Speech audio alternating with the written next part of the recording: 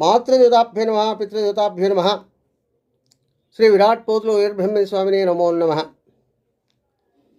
తిరువూరు శేషమందిర ఆశ్రమం నుండి ప్రతిరోజు కూడా మంచి మాట చెప్పుకుంటున్నాం.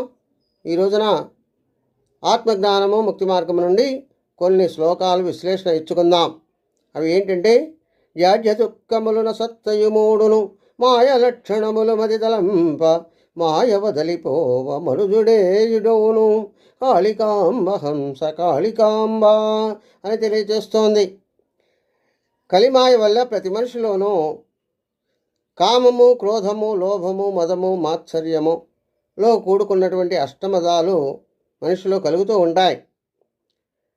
వాటిని తొలగించుకోకపోతే చాలా కష్టాలు పడతారు. ఏ విధంగా అంటే, అజ్ఞానంతో పెరుగుతూ ఉంటారు కాబట్టి నిర్లక్ష్యం వస్తుంది, సోమరితనం వస్తుంది, ఏడుపుగొట్టుతనం వస్తుంది, సంతోషం లేకుండా పోతుంది. అదేవిధంగా చేతగానితనం కలుగుతుంది, పని చేయాలనే ఉత్సాహం లేకుండా పోతుంది. నేను ఎందుకు చేయాలి, నాకంటే అందరూ కూడా తక్కువ వారే, నేనే గొప్పవాడిని, దీన్ని చేస్తే నాకు వచ్చే లాభం ఏమిటి అనేటటువంటి ఆలోచన దుర్గుణాలే కలుగుతూ ఉంటాయి. ఇలాంటి గుణాలన్నీ కూడా తొలగించుకుంటేనే మానవుడు దేవుడు అవుతాడని తెలియజేస్తుంది. అదేవిధంగా ఇంకా ఏం చెప్తుందంటే, పుస్తకములు చదవ పూర్ణత్వమబ్బదు హృదయ సంపుటముల చదవవలయు పారిశుద్ధ్యమొక్కటే పరమాత్మ చేర్చును కాళికాంబ హంస కాళికాంబ అని తెలియజేస్తుంది. అంటే ఏమిటి అంటే, ప్రతి మనిషి కూడా ఆత్మాలోకనం చేసుకోవాలి. వాటిని తెలుసుకోవాలి అంటే పుస్తకాలు, గ్రంథాలు చదవాలి. చదివినంత మాత్రాన పూర్ణత్వం వస్తుందని అనుకోవడానికి వీల్లేదు. ఆ చదివినటువంటి విషయాలను మరలా చదువుతూ ఉండాలి, మరలా తెలుసుకుంటూ ఉండాలి.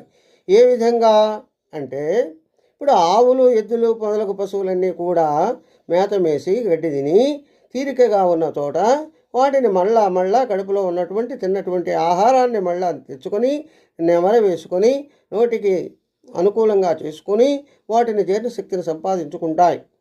అలా ఎట్లా సంపాదించుకున్నాయో అదేవిధంగా మనిషి చదువుకున్నటువంటి విషయాలు ఏవైతే ఉన్నాయో గ్రంథంలో ఉన్నటువంటి అన్నీ కూడా చదువుకొని మరలా తీరిగా ఉన్నప్పుడు వాటిని పరిశీలన చేసుకుంటూ ఆత్మజ్ఞానాన్ని పొందినట్లయితే అతను పరమాత్మని దగ్గరికి చేరడానికి అవకాశం ఉంటుంది. అలా ఆత్మశుద్ధి చేసుకోకపోయినట్లయితే అతని వల్ల కాదని తెలియజేస్తుంది.